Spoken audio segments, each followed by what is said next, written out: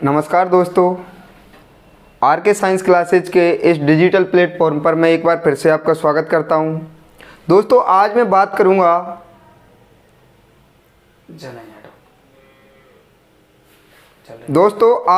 करूंगा पशु परिचर भर्ती 2024 की, जिसमें दोस्तों पशुपालन का जो सिलेबस है दोस्तों, जिसका वेटेज है 45 अंक, यानी कि आपके जो पशुपालन आने वाली है एनिमल हस्बेंड्री,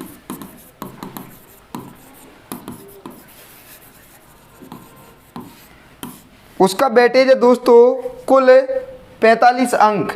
दोस्तों, पशु परिचर भर्ती में सबसे ज़्यादा अंक पशुपालन के हैं, यानी कि दोस्तों आपके जो 45 अंक हैं, सबसे ज़्यादा वेटेज जो है दोस्तों वो हो जाएगा आपका पशुपालन का। दोस्तों, मैं आज बात करूंगा इसके सिलेबस, टॉपिक वाइज सिलेबस मैं आपको बताऊंगा दोस्तों, और समय समय पर आपको इसकी ऑनलाइन क्लास उपलब्ध करवाऊंगा तथा समय समय पर उन क्लासों से आपके ऑनलाइन टेस्ट भी लिया जाएगा दोस्तों। तो मैं बात करता हूं दोस्तों इसके सिलेबस की।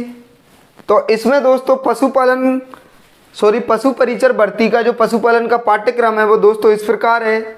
यहाँ हमारे पहला जो पॉइंट है या पहला जो चैप्टर है दोस्तों, पशुपालन से संबंधित निम्न बिंदुओं का सामान्य ज्ञान, जिसमें प्रदेश में पशुओं की प्रमुख देसी नस्लें। दोस्तों, सामान्य ज्ञान में दोस्तों पशुपालन में यहाँ पूछा जाता है आवास, भोजन प्रबंधन, प्रजनन प्रबंधन इत्यादि जो बिंदु हैं दोस्तों, और सामान्य भाषा में जो लैंग्वेज के जो कुछ शब्द दे रखे हैं दोस्तों कि किस पशु को क्या कहते हैं, उसकी क्रिया को क्या कहते हैं, तथा किस जगह पर कितने पशु पाए जाते हैं, किस जिले में पशुओं की संख्या अधिक है, किस में कम है। तो यहाँ दोस्तों प्रमुख देसी नस्लें दोस्तों गाय, भैंस, भेड़, बकरी, ऊंट, घोड़ा, मुर्गा एक ही बात है, कुत्ता इत्यादि के बारे में, इत्यादि की नस्लों के बारे में मैं आपको बताऊंगा। उसके बाद दोस्तों दूसरा जो है दोस्तों वो है कृत्रिम गर्भाधान। कृत्रिम गर्भाधान, देखो दोस्तों पशुओं में प्रजनन दो तरीके से करवाते हैं। एक होता है दोस्तों कृत्रिम गर्भाधान और एक होता है दोस्तों प्राकृतिक गर्भाधान। प्राकृतिक गर्भाधान में स्वतः ही पशु जनन करके नए संतति को जन्म देते हैं, जबकि कृत्रिम गर्भाधान में दोस्तों किसी सांड का वीर्य एकत्रित करके और कृत्रिम गर्भाधान कराया जाता है। तो दोस्तों हमारा जो दूसरा चैप्टर है वो हो जाएगा कृत्रिम गर्भाधान। बधियाकरण हो जाएगा दोस्तों तीसरा चैप्टर, बधियाकरण, जिसमें सांडों की या जो हमारे पशु हैं उनकी नसबंदी किस प्रकार की जाती है। उसके बाद दोस्तों हमारा चौथा जो चैप्टर हो जाएगा दोस्तों वो हो जाएगा हमारा संकर प्रजनन। किस प्रकार नई संतति का या नई नस्ल का हम जो है विकास करते हैं, संकर प्रजनन दोस्तों। उसके बाद जो है हमारा पांचवा जो चैप्टर है दोस्तों वो हो जाएगा दुग्ध दोहन व स्त्रवण काल, यानी कि दूध निकालने की कौन कौन सी विधियां हैं, किस किस प्रकार से दूध निकाला जाता है, कितने समय में दूध निकालना चाहिए, किन किन विधियों से निकालना चाहिए, तथा कितने समय पश्चात दूध वापस जो है ऊपर चला जाता है, कितने समय में दूध निकालकर कंप्लीट कर लेना चाहिए। तो दोस्तों हम चैप्टर 5 में बात करेंगे दुग्ध दोहन व स्त्रवण काल की, दुग्ध स्त्रवण काल की। हमारा दोस्तों छठा जो चैप्टर है स्वच्छ दूध उत्पादन। दोस्तों पशुओं से निकाला गया दूध पूर्णतः स्वच्छ नहीं होता है, तो यहाँ स्वच्छ दूध उत्पादन की बात हो रही है, यानी कि आप दूध निकालते समय कौन कौन सी सावधानियाँ रखोगे, आप दूध निकालते समय किन किन बर्तनों का उपयोग करोगे, आप दूध निकालने के बाद किस प्रकार से दूध को आगे तक भेजोगे। तो यहाँ एक शब्द आया है दोस्तों स्वच्छ, यानी कि हमें गंदगी से दूर स्वच्छता की ओर आगे बढ़ना है। तो दूध उत्पादन की हम आगे बात करेंगे दोस्तों। अगला जो चैप्टर है सातवां पशु एवं कुक्कुट प्रबंधन। दोस्तों प्रबंधन बड़ा ही इम्पोर्टेंट चैप्टर है, जिसमें दोस्तों प्रजनन प्रबंधन, आवास प्रबंधन, आवास प्रबंधन, दोस्तों आहार प्रबंधन इत्यादि प्रबंधनों के बारे में दोस्तों जो है हम आगे बात करेंगे। अगला जो प्रश्न है दोस्तों, जैविक अपशिष्टों का निस्तारण, यानी दोस्तों इसका शाब्दिक अर्थ यह है, जैविक यानी जीवों के द्वारा कुछ अपशिष्ट छोड़े जाते हैं, उनको हम किस प्रकार निस्तारण यानी उनको समाप्त कर सकते हैं। जैसे दोस्तों खुर हो गए, दोस्तों सींग हो गए, दोस्तों हड्डियां हो गई, ये दोस्तों पशुओं के अपशिष्ट हैं, इनको हम किस प्रकार निस्तारित करते हैं। आगे दोस्तों हमारा जो चैप्टर है 9, संतुलित पशु आहार। तो दोस्तों पशुओं को हमेशा संतुलित आहार ही खिलाना चाहिए। वैसे तो संतुलित पशु आहार में दोस्तों साइलेज, हे तथा अन्य प्रकार के सूखे चारे, दाल युक्त चारे इत्यादि चारों के बारे में हम बात करेंगे। दोस्तों पशु आहार के बारे में बात करेंगे, पशु आहार बनाने की विधियों के बारे में बात करेंगे और किस किस रूप में पशुओं को आहार खिलाना चाहिए, आगे हम बात करेंगे दोस्तों। तो ये हमारा 9 चैप्टर हो जाएगा दोस्तों। 10वां जो हमारा पार्ट है दोस्तों, चारा फसलें व चारा तथा चारागाह विकास। तो दोस्तों यहाँ चारा फसलें होती हैं दोस्तों, एक तो आपकी हो जाएगी दोस्तों सनई, एक हो जाएगी दोस्तों ढेंचा, एक हो जाएगी दोस्तों आपके रिजगा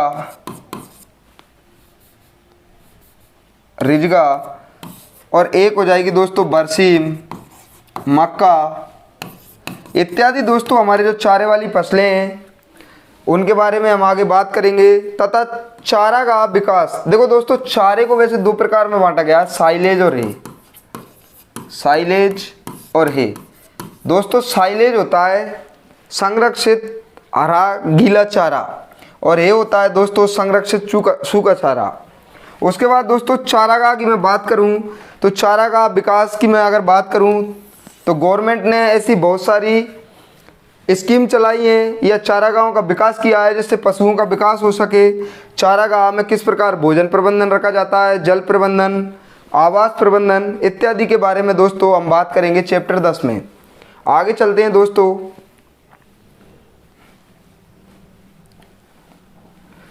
चैप्टर जो 11 है दोस्तों वो है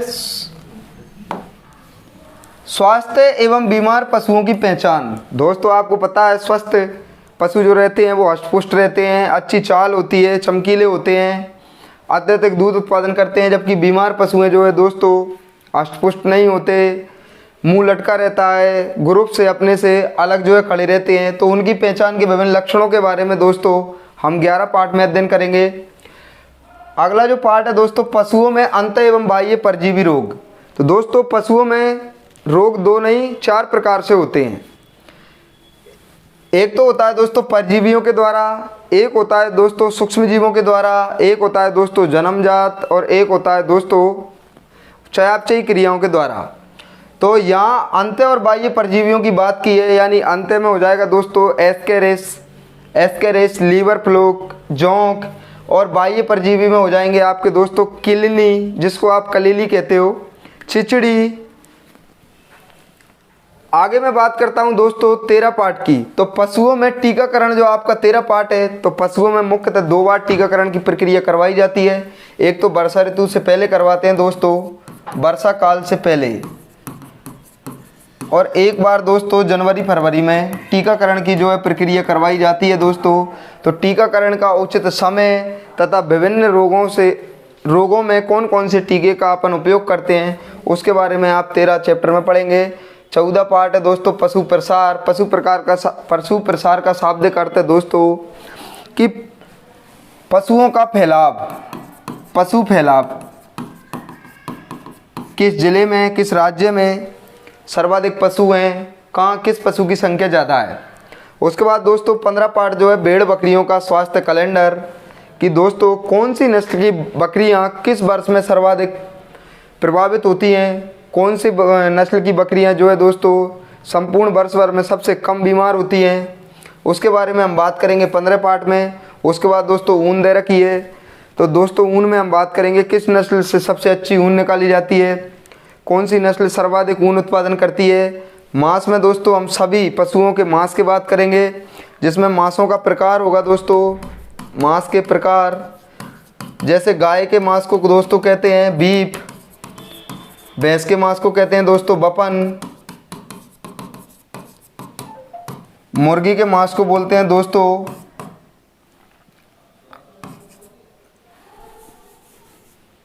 चिकन, भेड़ के मांस को कहते हैं दोस्तों मटन, बकरी के मांस को कहते हैं दोस्तों चेवन, जबकि सूअर के मांस को कहते हैं दोस्तों सूअर पोर्क। दोस्तों बार बार पूछा गया प्रश्न है कि नमकीन मांस को क्या कहते हैं। बछड़ों के नमकीन मांस को नमकीन मांस को दोस्तों टेंडर बोला जाता है। और एक प्रश्न और पूछा गया है दोस्तों, काला मांस किसका होता है। तो मुर्गी की कड़कनाथ जो नस्ल है उसका मांस जो है दोस्तों काला होता है, सर्वाधिक स्वादिष्ट मांस है दोस्तों। उसके बाद मैं दोस्तों बात करूंगा दूध में अंडों का देश राज्य में उत्पादन व स्थान। तो दोस्तों सर्वाधिक देश में अंडे कहाँ होते हैं। देसी मुर्गियों से सर्वाधिक अंडे कहाँ प्राप्त होते हैं, विदेशी मुर्गियों से कहाँ प्राप्त होते हैं। जबकि राज्य में सर्वाधिक अंडे कहाँ प्राप्त होते हैं, वह उत्पादन में कौन सा स्थान है, उसके बारे में हम बात करेंगे 18 पार्ट में। दोस्तों मैं आपको बता दूं, राजस्थान में सर्वाधिक जो देसी मुर्गी से अंडे प्राप्त होते हैं वो होते हैं दोस्तों बांसवाड़ा में, इसीलिए बांसवाड़ा को अंडों की टोकरी कहा जाता है दोस्तों। उसके बाद मैं बात करता हूँ 19 पार्ट की। तो 19वें पार्ट में प्रति व्यक्ति दूध अंडे मांस की उपलब्धता है दोस्तों। हम पढ़ेंगे इसमें कि एक व्यक्ति को एक दिन में कितना दूध, कितने अंडे और कितने मांस की जो है उपलब्ध हो रहे हैं तथा दोस्तों कितने होने चाहिए, इसके बारे में हम बात करेंगे 19वें पार्ट में। 20 पार्ट जो है दोस्तों हमारा वो है प्रति पशु दुग्ध उत्पादन, यानी कि संपूर्ण जो हमारे पशु हैं उनसे हमें औसतन कितना दूध प्राप्त होता है। गाय, भैंस, भेड़, बकरी, ऊँटनी आदि जो हमारे पशु हैं उनसे कितना दूध उत्पादन जो है दोस्तों वो है हमें एक अपने जो दुग्ध काल या मैं कह सकता हूं दोस्तों प्रति व्यात में होता है। ठीक है दोस्तों, आगे बात करते हैं। दोस्तों हमारा 21वां जो पार्ट है वो है ऊन कतरन। ऊन कतरने की विधियां पूछी गई हैं दोस्तों। मशीनों द्वारा ऊन को कतरते हैं, चाकू द्वारा ऊन को कतरते हैं, कैंची द्वारा ऊन को कतरते हैं। ऊन कतरने की बहुत सारी विधियां हैं दोस्तों। उसके बाद 22वां पार्ट है बाहर ढोने वाले पशु तथा वर्मी कंपोस्ट। तो बाहर ढोने वाले पशुओं के बारे में और वर्मी कंपोस्ट यानी केंचुए की खाद के बारे में हम पढ़ेंगे 22वें पार्ट में। उसके बाद दोस्तों 23वां जो पार्ट है पशुओं के चमड़े व हड्डियों का उपयोग। मैं पहले ही बात कर चुका हूं दोस्तों, वहाँ निस्तारण की बात की थी और यहाँ चमड़े व हड्डियों का उपयोग किस में करते हैं। वैसे दोस्तों देखो नॉर्मल सी बात है, चमड़े का उपयोग पर्स, बेल्ट इत्यादि बनाने में किया जाता है, जबकि हड्डियों का उपयोग कंगे, नकली दांत तथा जो कंकाल तंत्र है उन्हें बनाने में किया जाता है। उसके बाद दोस्तों अगला जो पार्ट है हमारा 24वां पशुओं की उम्र ज्ञात करना। पशुओं की उम्र ज्ञात करने की विधियां पढ़ेंगे दोस्तों, दांत देखकर, खुर देखकर, तीसरा शारीरिक दशा देखकर, और उसके बाद एक और है दोस्तों सींग देखकर। दोस्तों इनमें सबसे उपयुक्त विधि होती है वो होती है दांत देखकर। उसके बाद हम बात करेंगे पॉलीथीन से पशुओं व पर्यावरण को किस प्रकार हानि हो रही है। सर्वाधिक प्रदूषित क्षेत्रों में सर्वाधिक पशु पॉलीथीन से ग्रसित हो रहे हैं और पर्यावरण प्रदूषण भी उन क्षेत्रों में ज़्यादा हो रहा है। उसके बारे में हम बात करेंगे 25वें पार्ट में। उसके बाद दोस्तों पशु बीमा की बात करेंगे। पशु बीमा किस प्रकार कराया जाता है, कब रिन्यू कराया जाता है, कौन करता है तथा उसकी प्रोसेस क्या है। उसके बाद 27वां जो पार्ट है पशु क्रय के समय रखी जाने वाली सावधानियाँ। क्रय का मतलब होता है दोस्तों खरीदते समय, आप क्या क्या सावधानियां रखोगे और आप किस प्रकार खरीदोगे, इसके बारे में हम पढ़ेंगे दोस्तों 27वें पार्ट में। उसके बाद दोस्तों प्रमुख पशु मेला हैं, जो आपके प्रमुख पशु मेले हैं, जैसे चंद्रभागा पशु मेला झालावाड़ में, बलवंत पशु मेला भरतपुर में, ऐसे बहुत सारे पशु मेले हैं, उनके बारे में 28वें पार्ट में बात करेंगे। उसके बाद दोस्तों 29वां पार्ट जो है हमारा पशु गणना, ये बहुत इंपॉर्टेंट पार्ट है दोस्तों। यहाँ से हम पढ़ेंगे पशु गणना प्रत्येक 5 वर्ष में होती है दोस्तों, जबकि जनगणना प्रत्येक 10 वर्ष में होती है दोस्तों। ये बड़ा ही इम्पोर्टेंट प्रश्न है, क्योंकि हम कंफ्यूज हो जाते हैं, क्योंकि जनगणना जो है दोस्तों, जन यानी होता है दोस्तों व्यक्ति, या जो हम मनुष्य कह सकते हैं, जबकि पशु गणना जो होती है दोस्तों प्रत्येक 5 वर्ष में होती है दोस्तों। उसके बाद गौशाला प्रबंधन है दोस्तों। गौशाला में आहार प्रबंधन हो गया, भोजन प्रबंधन हो गया, जल प्रबंधन हो गया, किस प्रकार से उन्हें खाना पानी दिया जाता है।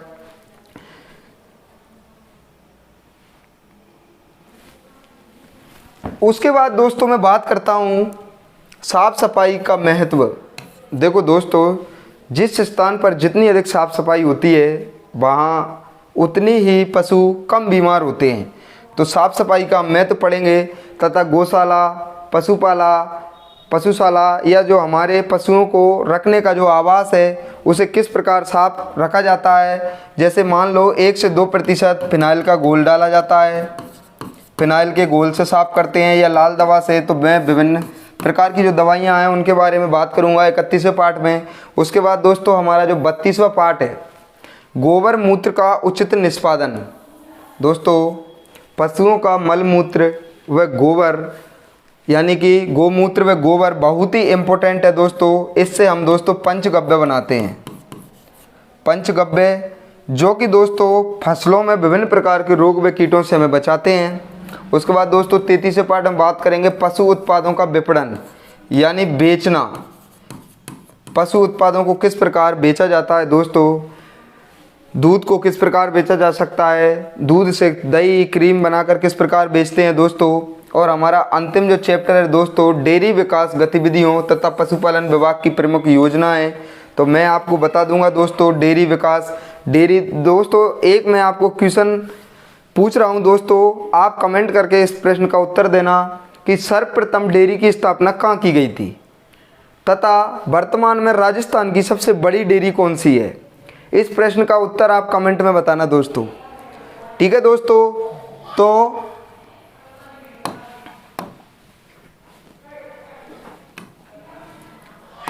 दोस्तों पशु परिचर में सबसे ज़्यादा अंकों का जो है सिलेबस वो है पशुपालन का। पशुपालन इसके दोस्तों जो है आपके 45 अंक जो हैं वो मैं आपको लेके आऊँगा समय समय पर। पशुपालन से संबंधित विभिन्न प्रकार की वीडियो जो कि टॉपिक वाइज होंगी और जिनमें होंगे दोस्तों इम्पोर्टेंट प्रश्न, ठीक है दोस्तों। तो मिलते हैं दोस्तों अगली वीडियो में, धन्यवाद।